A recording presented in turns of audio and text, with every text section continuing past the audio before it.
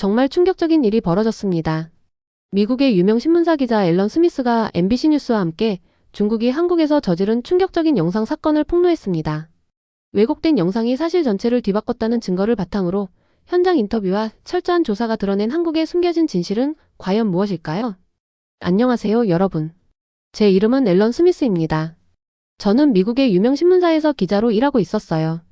수년 동안 저는 여러 나라와 문화에 대한 이야기를 써왔는데요. 한국은 제가 한 번도 가보지 않았지만 자주 글을 쓰던 나라였습니다. 솔직히 저는 한국이 외국인들, 특히 다른 아시아 국가 출신들에게 그리 친절하지 않다고 굳게 믿고 있었어요. 어느 날 아침 모든 것이 바뀌기 시작했습니다. 사무실 분위기가 뭔가 들떠 있었어요. 사람들이 컴퓨터 화면 앞에 모여서 온라인에서 빠르게 퍼지고 있던 영상을 보고 있었죠.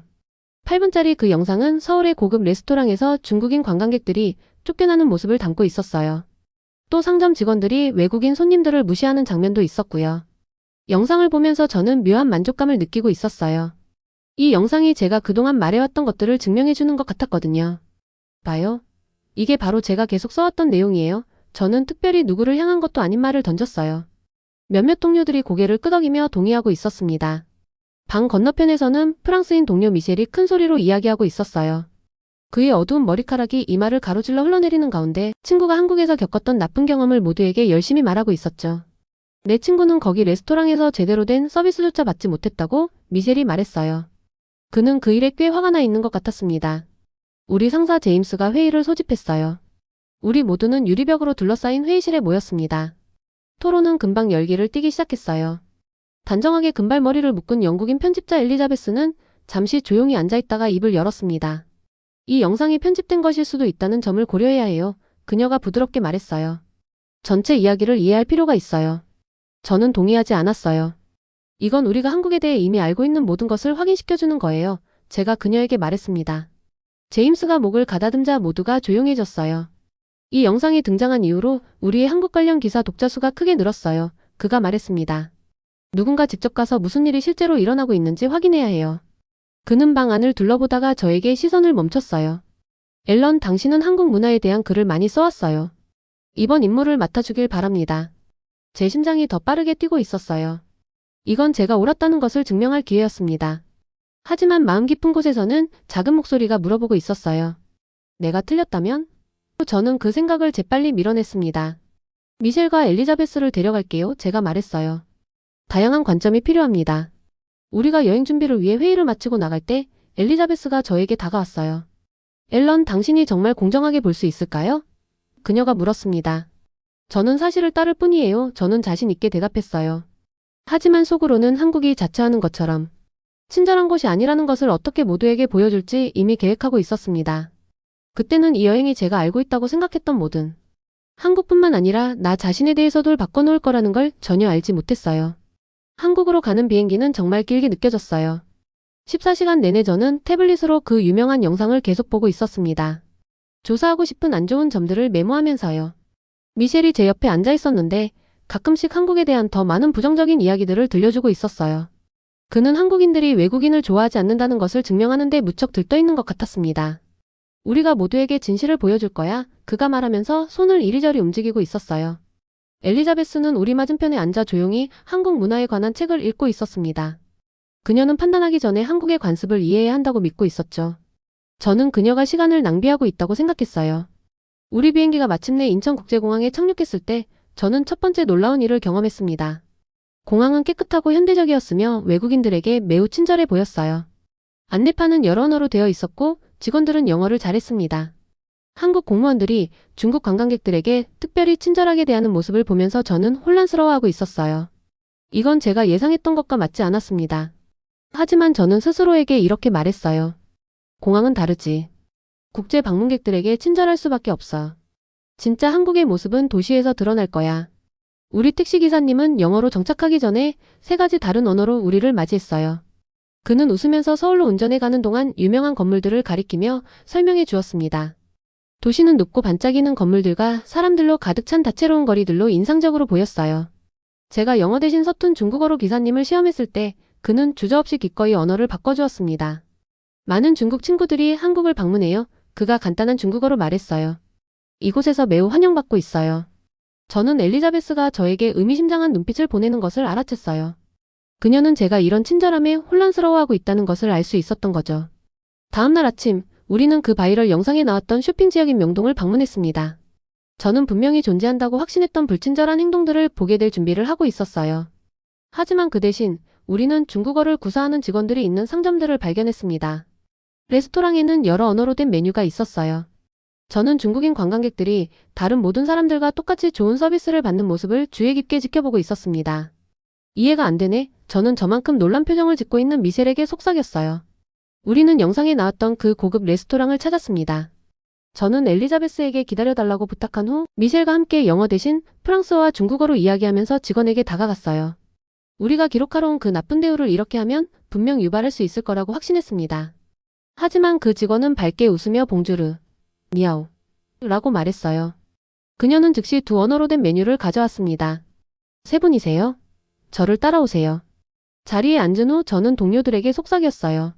그들이 우리를 기자로 알아보고 친절하게 행동하는 걸 수도 있어. 엘리자베스는 한숨을 쉬었습니다. 앨런, 우리는 아무에게도 우리가 기자라고 말하지 않았어요. 그들이 어떻게 알겠어요? 레스토랑 매니저가 우리 테이블로 와서 살짝 고개를 숙였어요. 제가 그 영상 사건에 대해 물었을 때 그는 진지한 표정을 지었습니다. 매우 불행한 오해였습니다. 그가 조심스럽게 설명했어요. 손님이 매우 취해서 다른 손님들에게 공격적으로 행동했어요. 우리는 안전상의 이유로만 그에게 자리를 떠나달라고 요청했습니다. 누군가가 그가 쫓겨나는 장면만 촬영했지 그 전에 무슨 일이 있었는지는 찍지 않았어요. 그는 태블릿으로 보안 영상을 보여주었습니다. 완전한 영상에는 같은 관광객이 직원들이 개입하기 전 20분 동안 다른 손님들을 괴롭히는 모습이 담겨 있었어요. 저는 화면을 응시하며 제 믿음이 무너지기 시작하는 것을 느끼고 있었습니다. 하지만 오래된 생각들은 쉽게 놓아버리기 어려웠어요. 한 레스토랑이 전체 나라를 대표하는 건 아니지, 제가 말했지만 이전처럼 자신있게 들리지는 않았습니다. 저는 제가 한국에 대해 알고 있다고 생각했던 모든 것이 틀렸을지도 모른다고 생각하기 시작했어요. 하지만 아직 그것을 인정할 준비가 되어 있지 않았습니다. 다음 사흘 동안 한국에 대한 제 믿음이 하나둘씩 무너지기 시작했어요. 저희는 한국인들이 정말로 외국인들을 나쁘게 대하는지 확인하기 위해 서울 곳곳을 방문했습니다. 그때마다 제가 본 것에 놀라고 있었어요. 큰 백화점에서는 중국인 관광객들을 위한 특별 입구가 있었고 중국어를 할 줄 아는 직원들이 배치되어 있었습니다. 저희가 길을 잃은 척할 때마다 사람들이 멈춰서서 도와주었어요. 심지어 더 잘 소통하기 위해 자기 휴대폰의 번역 앱까지 사용하고 있었죠.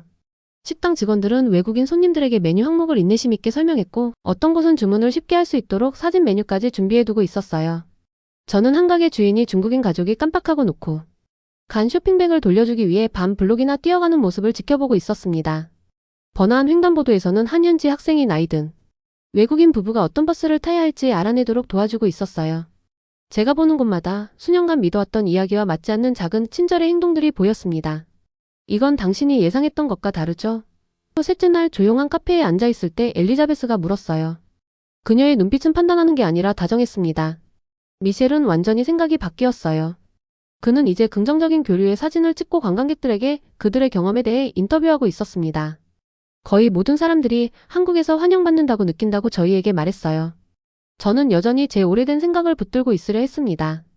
아마 관광지에서만 친절한 걸 거야, 제가 말했어요. 진짜 한국은 분명 다를 거야. 하지만 마음 깊은 곳에서는 제가 알고 있다고 생각했던 모든 것에 의문을 갖기 시작하고 있었어요.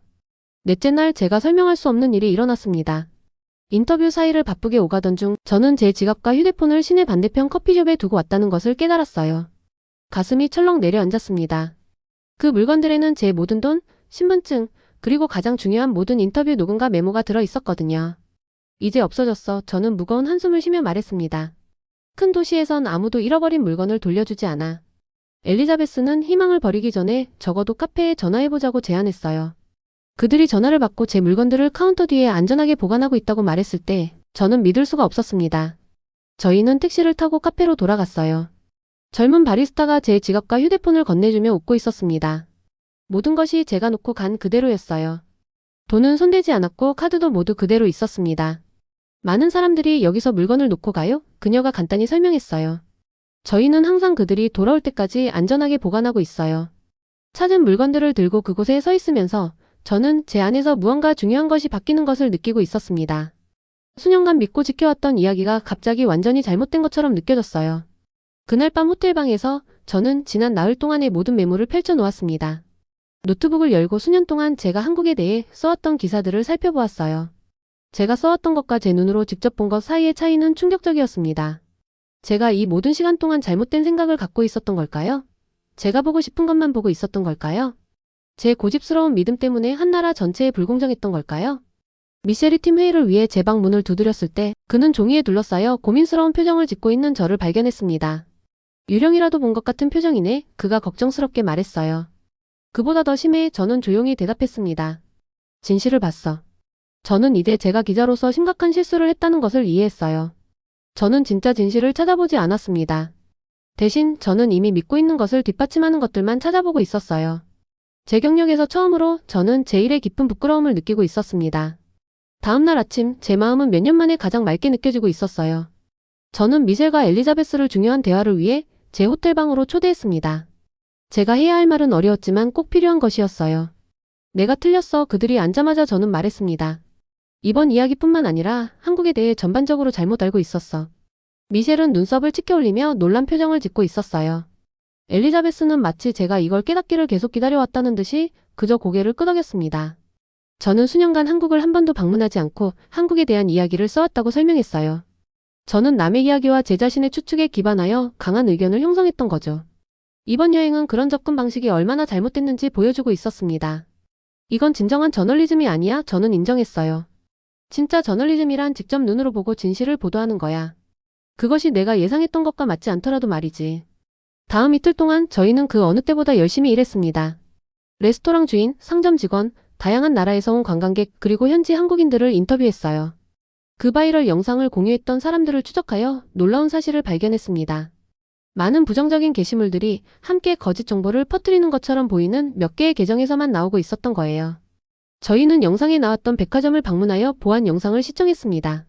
레스토랑에서와 마찬가지로 전체 영상은 바이럴로 퍼진 짧은 클립과는 완전히 다른 이야기를 들려주고 있었어요. 중국인 손님이 무시당한 것이 아니었습니다.